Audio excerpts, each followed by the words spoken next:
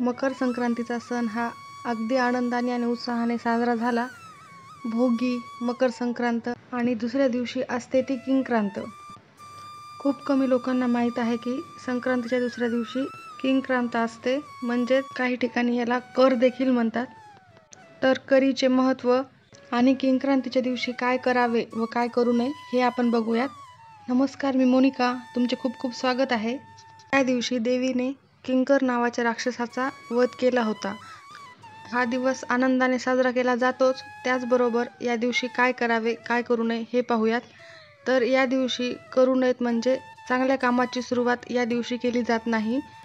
तसेच काही ठिकाणी लांबचा प्रवास देखील करणे टाळावा. या दिवशी देवीची पूजा करून तिला गोडाचा नैवेद्य दाखवला जातो.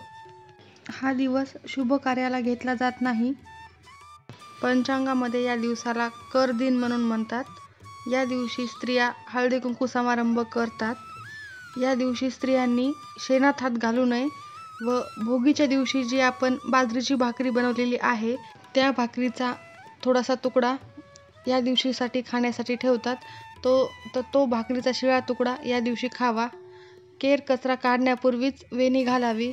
दुपारी हळदी कुंकू करावे. अशा काही प्रथा महाराष्ट्रामध्ये पाळल्या जातात.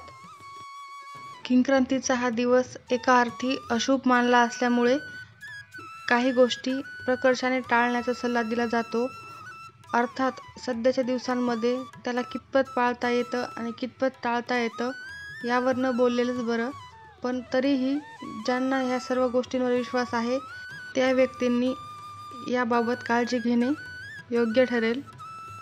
तर आजच्या दिवशी म्हणजेच किंक्रांतीच्या दिवशी घरामध्ये कटकट भांडण करू नका. सर्वांशी मधुर वाणीत बोला, अगदी शांततेमध्ये बोला. त्यानंतर कुलदैवतेचेच नामस्मरण करावे. तुमची ज्या देवावर भक्ती श्रद्धा आहे त्या देवाचे नामस्मरण करावे, जप करावा. घरी एखादे पोथी पुराण वाचावे. शुभ कार्यासाठी सहसा हा दिवस निवडू नये. या दिवशी असणाऱ्या शुभ कार्यामध्ये प्रचंड अडथळे येतात. गाव व खेड्याच्या ठिकाणी या दिवशी स्त्रियांनी शेणामध्ये हात घालू नये. भोगीच्या दिवशी शिळी भाकरी असल्यास ती आज खावी, ते लाभकारी असेल. घरातील केर काढण्याआधीच महिलांनी केस विंचरून घ्यावेत. मोकळ्या केसांनी घरामध्ये फिरू नये आणि घरामध्ये काम करू नये. बरेच ठिकाणी या दिवशी खाण्यासाठी धिरडे करतात. तसेच किंक्रांतीच्या दिवशी सकाळी घरात स्वच्छता करून शुचिर्भूत होऊन त्या दिवशी देवाला हळदी कुंकू वाहून जे आपण संक्रांतीच्या दिवशी वाणवौसा केलेला आहे त्यातील जे साहित्य असते ते साहित्य एका ताटामध्ये काढून देवाला हळदी कुंकू वाहून वाणाचे साहित्य देवासमोर वाहावे. असे आमच्याकडे करतात. तुमच्या घरी असलेल्या प्रथा परंपरेप्रमाणे तुम्ही हे सर्व कामे करावेत.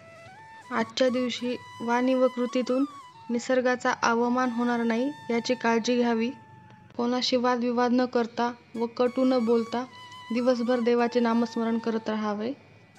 देवीला गोडाचा नैवेद्य दाखवावा. माहिती आवडली असेल तर लाईक, शेअर आणि सबस्क्राईब नक्की करा. धन्यवाद.